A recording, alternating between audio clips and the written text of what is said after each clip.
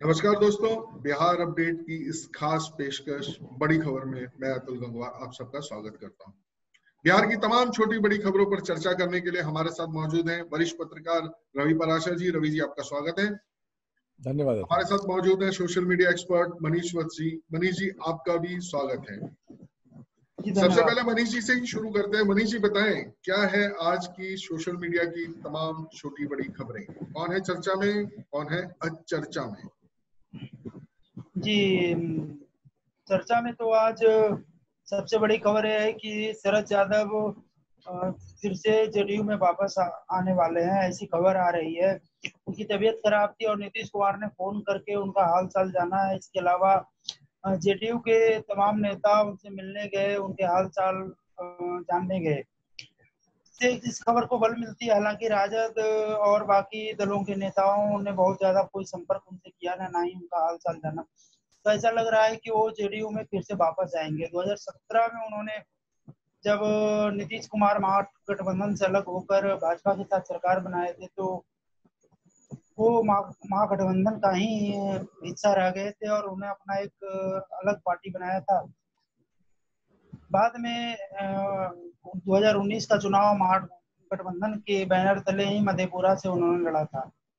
लेकिन अभी जो खबर आ रही है कि पुनः उनकी जेडीयू में वापसी हो रही है, तो ये बड़ी खबर है। दूसरी खबर है कि 15 सितंबर को शायद जेडीयू, भाजपा और लोजपा का जो गठबंधन है उसकी सीटें फाइनल होने वाली है। कहा जा रहा है कि जेडीयू को ज्यादा सीटें मिलेगी और उसके बाद भाजपा, फिर लोजपा। अगर मांझी उसमें शामिल होते हैं तो उनको फिर कंसिडर किया जाएगा। इसके अलावा तेज प्रताप यादव की एक खबर आ रही है कि उन्होंने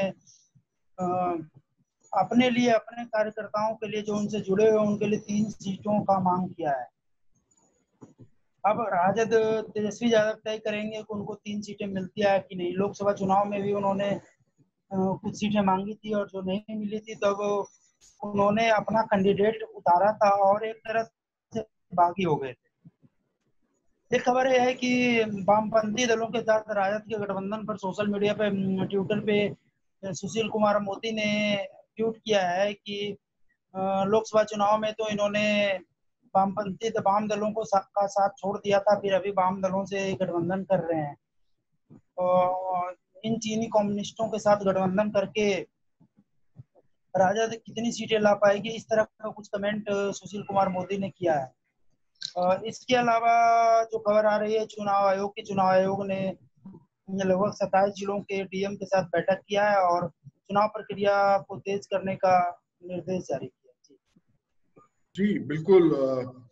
इन तमाम छोटी बड़ी खबरों के बीच में रवि जी, जो सबसे दिलचस्प खबर है वो ये है कि शरद यादव की जेडीयू में वापसी हो सकती है।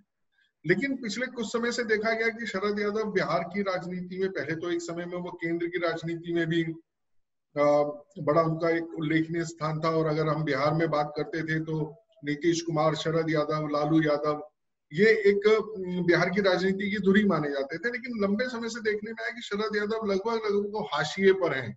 तो ऐसे समय में उनका जेडीयू में आना या नहीं आना, क्या बिहार के लिए कुछ असरकारक रहेगा? जो एक अलायंस बनेगा उसमें। देखिए अतुल जी, शरद यादव, इसमें कोई शक नहीं है कि भारतीय राजनीति के एक चमकते हुए सितारे रहे हैं और जब तक वे जनता दल यूनाइटेड के राष्ट्रीय अध्यक्ष थे, हमने देखा है कि दिल्ली में कोई भी खबर अगर होती थी, पॉलिटिकल हो या सामाजिक दायरे से कोई खबर हो, तो कोई ऐसा न्यूज़ चैनल, कोई ऐसा अखबार, कोई ऐसा पत्रकार नहीं था जो शरद यादव के घर माइक लेकर के और कागज कलम लेकर के न पहुंचता रहा हो। हर खबर पर उनकी प्रतिक्रिया हमको हर टीवी चैनल पर लगातार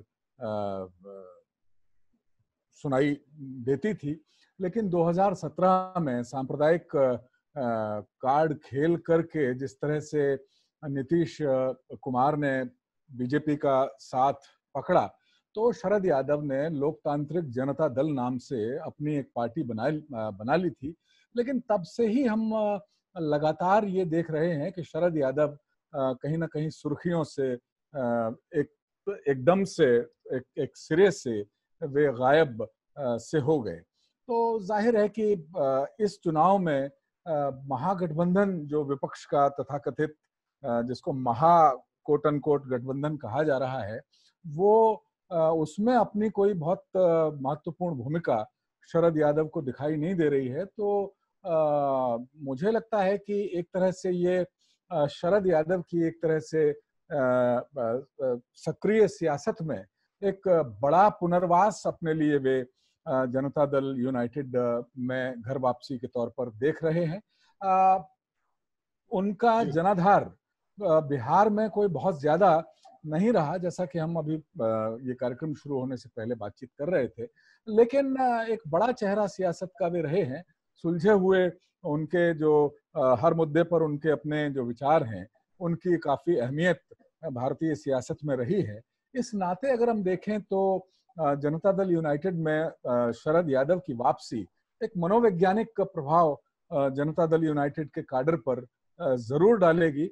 लेकिन अब ये भी देखना दिलचस्प होगा कि वे अगर जनता दल यूनाइटेड में वापस आते हैं तो निर्णयों में पार्टी के जो निर्णय हैं बीजेपी के साथ और एलजेपी के साथ जो शीट शेयरिंग का जो मसला है, उसमें उनकी आवाज कितनी मुखर होगी या नहीं होगी, या सारे निर्णय नीतीश कुमार ही लेंगे, तो ये देखने की बात होगी। लेकिन बिहार की राजनीति के लिए ये एक अच्छी बात तो है ही, क्योंकि बिहार की राजनीति के जो ज्यादातर बुजुर्ग हैं, नीतीश कुमार तो मुख्यमंत्री हैं इसलिए हम कहेंगे कि फ्रंट फुट पे हैं, लेकिन लालू यादव जेल में हैं और अपने सिन्हा साहब वे अपना अलग तीसरा मोर्चा, यशवंत सिन्हा अपना तीसरा मोर्चा बना के वे बिहार भ्रमण कर रहे हैं। तो एक बौद्धिक रूप से बहुत सशक्त, एक सियासी तौर पर परिपक्व बुजुर्ग अगर जेडीयू में लौटते हैं तो यकीनन जेडीयू के लिए बहुत अच्छी बात इस मायने में भी होगी, क्योंकि आरजेडी में इस समय हम देख रहे हैं कि भगदड़ मची हुई है और आरजेडी के बहुत सारे एमएलए 5 पार्षद पहले ही जनता दल यूनाइटेड में शामिल हो चुके हैं, और भी कुछ नेता हैं जो बिल्कुल कगूरे पे या कहें कगार पे बैठे हुए हैं, जो जनता दल यूनाइटेड की झोली में मेरे ख्याल से टपक पड़ने को बेताब हैं, आतुर हैं। तो ऐसे में शरद यादव का घर वापस लौटना यकीनन नीतीश कुमार को एक संबल देगा, हौसला देगा, और जेडीयू के लिए बहुत अच्छी खबर है। जी, लेकिन जो कि आपने भी अंदेशा जाहिर किया है कि शरद यादव की वापसी अगर होती है तो शरद यादव का पार्टी की एक्टिविटीज में किस तरीके का हस्तक्षेप रहेगा, कितनी उसको मान्यता मिलेगी, कितना नीतीश उसको स्वीकारेंगे, या खाली नाम के लिए उनकी वापसी होगी, तो कहीं ना कहीं ये भी देखना दिलचस्प होगा। उधर आरजेडी में के महागठबंधन में सीटों को लेकर निरंतर कुछ नई खबरें आ रही हैं। सुनने में आया है कि आरजेडी जो अपने गठबंधन के अंदर जो छोटे दल हैं उनको अधिक सीटें देने के पक्ष में नहीं है। वहीं दूसरी ओर तेज प्रताप ने भी अपने समर्थकों के लिए 3 सीटों की मांग की है, और इस पर फैसला जो लेंगे वो तेजस्वी यादव लेंगे कि उनको वो 3 सीटें मिले या ना मिले। तो ये भी अपने आप में एक खबर है ही। और लोकसभा के चुनाव के समय जैसा मनीष ने बताया कि उन्होंने सीटें मांगी थी, सीटें नहीं मिली तो उन्होंने अपना उम्मीदवार खड़ा कर दिया था। तो क्या इस बार भी तेज प्रताप कुछ ऐसा चमत्कार कर सकते हैं रवि जी? देखिए, तेज प्रताप आरजेडी की पॉलिटिक्स में एक न्यूसेंस वैल्यू बन के रह गए हैं, इसमें कोई दो राय अब बची नहीं है। वे अपने पारिवारिक फ्रंट पर जिस तरह से सामाजिक तौर पर घिरे हुए हैं, उनकी पत्नी जो चंद्रिका राय की बेटी ऐश्वर्या राय हैं, उनके साथ पटना के पटना के अदालत में, परिवार अदालत में एक केस चल रहा है जो जल्दी ही डिसाइड हो जाना चाहिए। चंद्रिका राय हम जानते हैं ऐश्वर्या राय के पिता यानी तेज प्रताप यादव के जो ससुर हैं, वो पहले ही जनता दल यूनाइटेड यानी नीतीश कुमार का दामन पकड़ चुके हैं। ऐसे में मुझे तो इस बात की बहुत ज्यादा हैरत होगी कि क्या तेज प्रताप यादव को खुद विधानसभा का टिकट मिलेगा या नहीं मिलेगा आरजेडी की तरफ से। क्योंकि इस तरह की अटकलें काफी पहले से जी लगाई जा रही थी जी कि जी जी उनको बिहार विधान परिषद में भेज दिया जाए, जी जिससे कि तेजस्वी यादव का रास्ता एक सियासी तौर पर जो परिवार में, जी क्योंकि तेज प्रताप यादव बड़े भाई हैं और परिवार में जो पारिवारिक मूल्य होते हैं उसमें बड़े भाई की थोड़ी सी एक भूमिका पारिवारिक स्तर पर तो रहती है, लेकिन सियासी अगर कद की बात करें तो इसमें कोई दो राय नहीं है कि आरजेडी में लालू यादव और राबड़ी उनकी जो पत्नी है उन्होंने खुद अपना एक तरह से उत्तराधिकारी तेजस्वी यादव को ही घोषित किया है। जो 2015 के चुनाव में भी अगर चुनाव नतीजे आने के बाद जो सरकार बनी तो तेजस्वी यादव जो छोटे भाई हैं तेज प्रताप के, उनका उप मुख्यमंत्री बनना और तेज प्रताप यादव का केवल कैबिनेट मंत्री बनना, ये इससे भी साबित है कि लालू यादव ने जो पॉलिटिकल स्टेक अपनी जो परिवार की जो साख है, परिवार की जो पार्टी है आरजेडी, उस पर तेजस्वी यादव पर ही लगाया है। तो कहीं ना कहीं जी मुझे तो ये लगता है कि 3 सीटें वे अपने चाहने वालों के लिए मांग रहे हैं, तो 3 सीटें मिलें या न मिलें वो देखने वाली बात होगी। जी सबसे ज्यादा दिलचस्प ये बात होगी कि खुद तेज प्रताप यादव विधानसभा चुनाव लड़ने योग्य जी आरजेडी में माने बिल्कुल जाते हैं या नहीं माने जाते हैं। बिल्कुल बिल्कुल बिल्कुल यानी कि 3 सीटें तो मांग ही रहे हैं वो, लेकिन उनकी अपनी खुद की उम्मीदवारी को लेकर आरजेडी में लोग कितने गंभीर होंगे इस पर भी संदेह है। अब मनीष, एक जानना दिलचस्प होगा कि तेज प्रताप को सोशल मीडिया पे उनके प्रशंसक या उनके आलोचक किस तरीके से लेते हैं, उनके बारे में, उनके बयानों के बारे में किस तरीके की टिप्पणियां और गतिविधियां रहती हैं सोशल मीडिया पे, कितना जी सीरियसली लेते हैं जी उनको?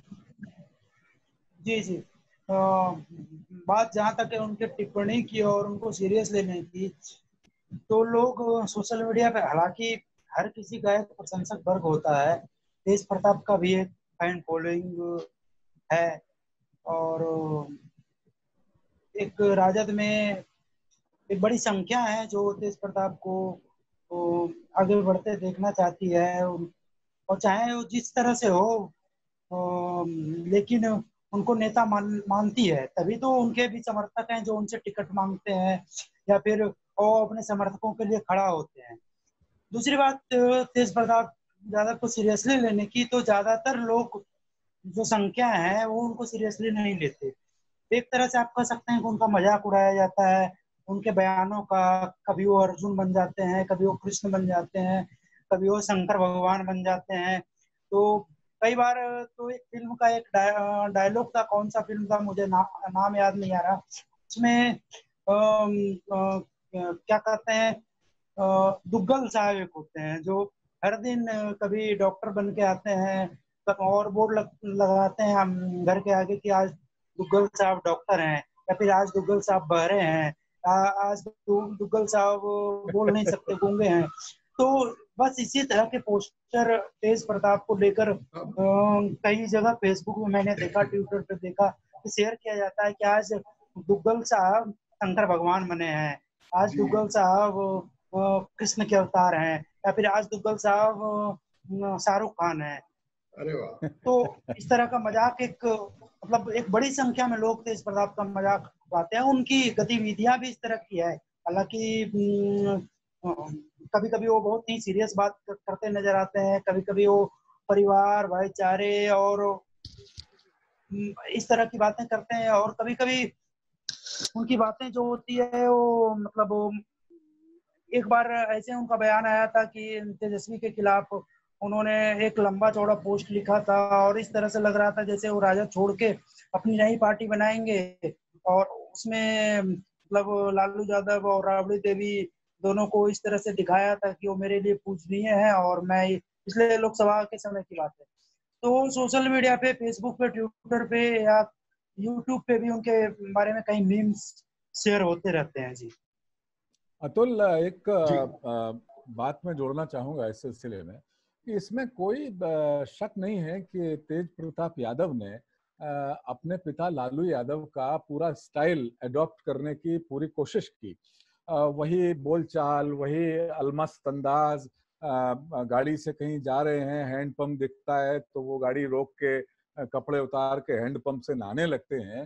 तो जो एक सियासत का जो लालू यादव का एक बिंदास अंदाज था उसको उन्होंने ओढ़ने की पुरजोर प्रयास जरूर किए, लेकिन वे इन प्रयासों में सिर्फ मस्खरे विदूषक बन के रह गए।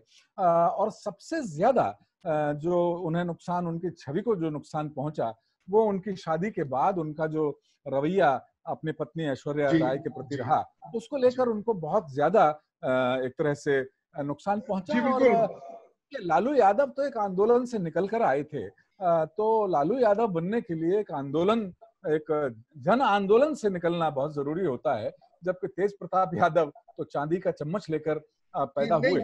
देखा केवल जाए रवि जी अगर देखा जाए तो लालू जी के जो एक अंदाज की जिसकी आप बात कर रहे हो, जैसे बेफिक्री की बात आप कर रहे हैं, वो तेज प्रताप में है। अगर सही मायने में देखा जाए तो लालू की विरासत स्वभावतः अगर देखी जाए तो वो तेज प्रताप ने ली है अपने अंदर।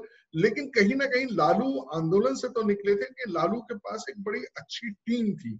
जिस समय बिहार की राजनीति में उनकी शुरुआत हुई थी तो नीतीश कुमार, शरद यादव, ये सब लोग एक ही साथ हुआ करते थे, और कांग्रेस के खिलाफ जो लड़ाई थी उसमें एक मजबूत जेपी आंदोलन का भी बड़ा योगदान था, और वहां से जो नेतृत्व निकला था, छात्र युवा नेतृत्व निकला था, वो तेज प्रताप के मामले में ये एक बड़ा संकट है कि नया नेतृत्व अगर देखा जाए तो आरजेडी इतना ही खड़ा कर पाई कि विरासत में तेजस्वी और तेज प्रताप आरजेडी ने दिए, लेकिन जो एक युवा नेतृत्व खड़ा होना चाहिए था, जो इनके साथ टीम, जो कि हम कांग्रेस में भी देखते हैं राष्ट्रीय स्तर पर, कि अगर राहुल गांधी को देखा जाए तो उनका दुर्भाग्य है कि उनके पास उनके जो युवा साथियों की टीम है, निरंतर बुजुर्ग लोग उसको हड़काकर बाहर निकालते रहते हैं, और जिसका खामियाजा आज की तारीख में कांग्रेस राष्ट्रीय स्तर पर भी भुगत रही है।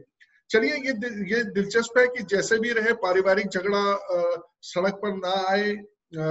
तेज प्रताप जो अभी अपने व्यक्तिगत जीवन को झेल रहे हैं, कम से कम संगठनात्मक और पार्टी के लेवल पे ना हो, आरजेडी उन्हें 3 सीटें दे दे और वो शांति से चुनाव लड़वाएं।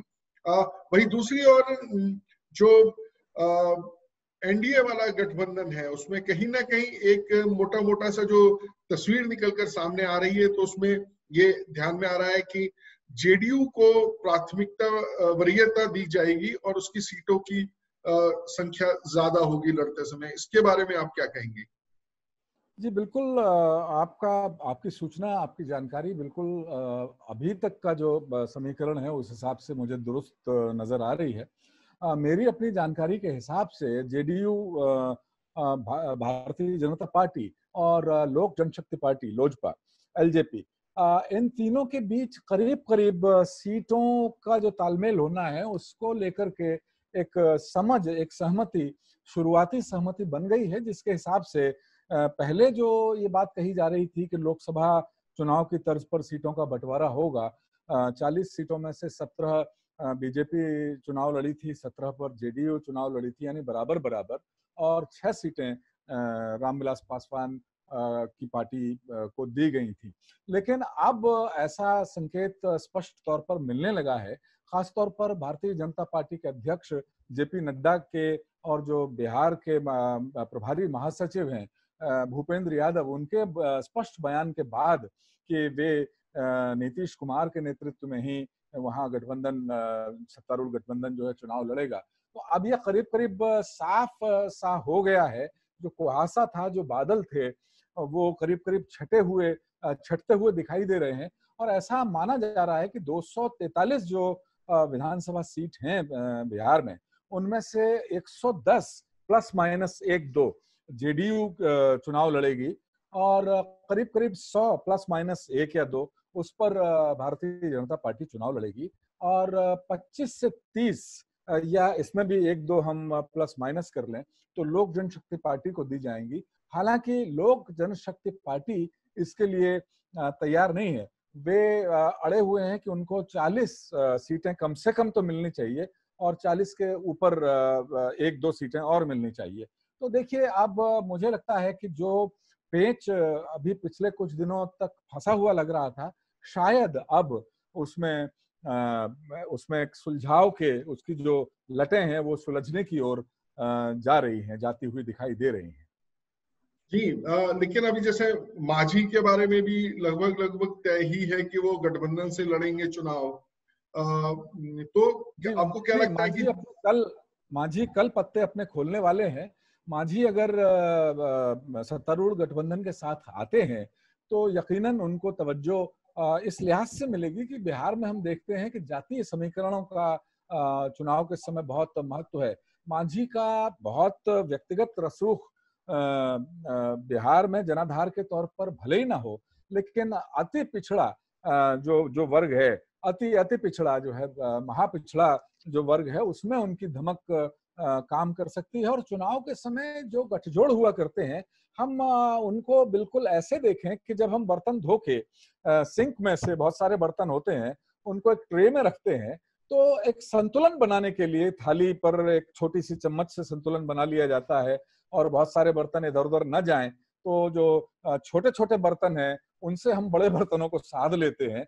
तो चुनावी समीकरण बिठाते समय या चुनाव में जातीय समीकरण या कोई भी समीकरण बिठाते समय कोई बहुत छोटे जनाधार वाला भी आपके गठबंधन के बहुत काम आ सकता है। और उस लिहाज से जीतन राम मांझी का इस्तेमाल सत्तारूढ़ गठबंधन करेगा और जाहिर है कि उनको भी 5, 7, 6 सीटें जरूर दी जाएंगी।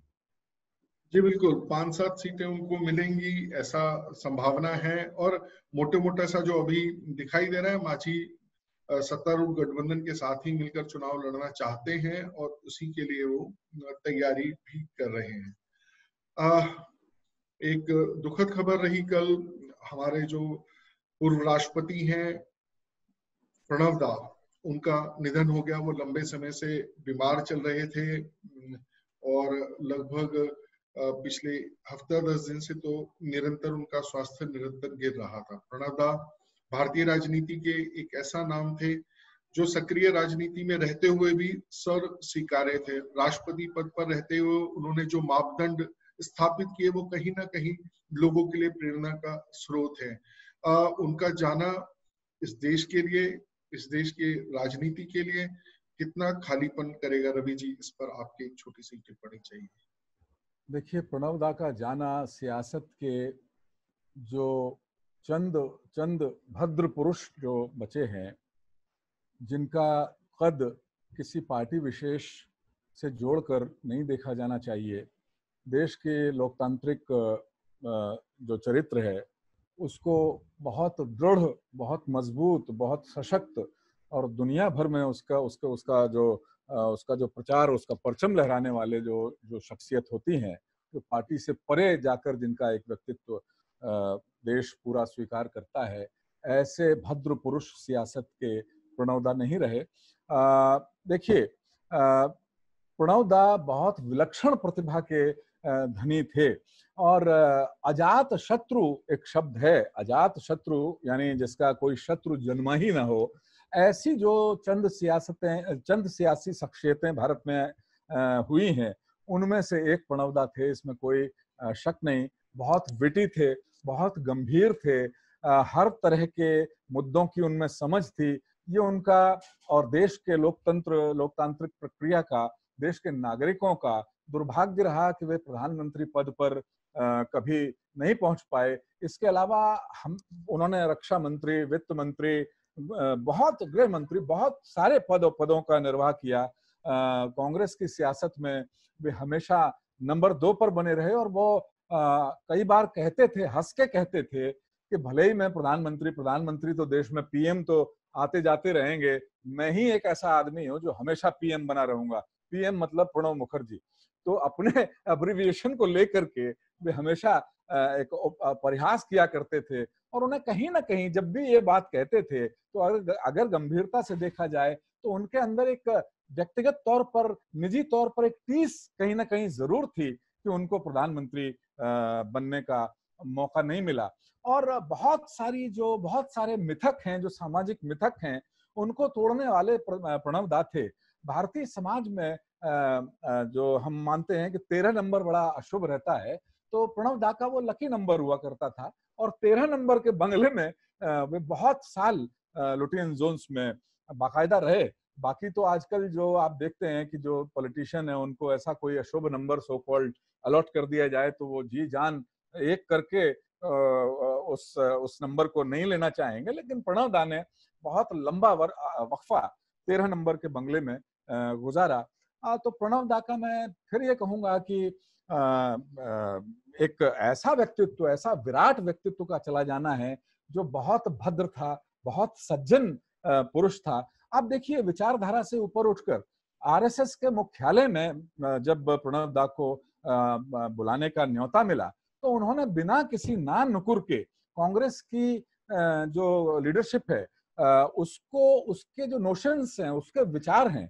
उनको दरकिनार करते हुए वे बाकायदा नागपुर गए और वहां अपनी बात उन्होंने बहुत खुलकर रखी, और ऐसी बात रखी जिसको रखने के बाद कोई विवाद किसी भी कोने से, सियासत के किसी कोने से, सामाजिक किसी कोने से पैदा ही नहीं हुआ। तो वो सर्व स्वीकार्य नेता थे। ऐसे नेता बहुत कम पैदा होते हैं। और एक अंतिम बात मैं ये कहूंगा कि जब प्रणव दा राष्ट्रपति बनाए गए, तो देखिए एपीजे अब्दुल कलाम उनके प्रेसिडेंट थे, उनके पूर्ववर्ती राष्ट्रपति थे, जिन्होंने राष्ट्रपति पद को एक जनता के राष्ट्रपति के तौर देश में पहली बार स्थापित किया।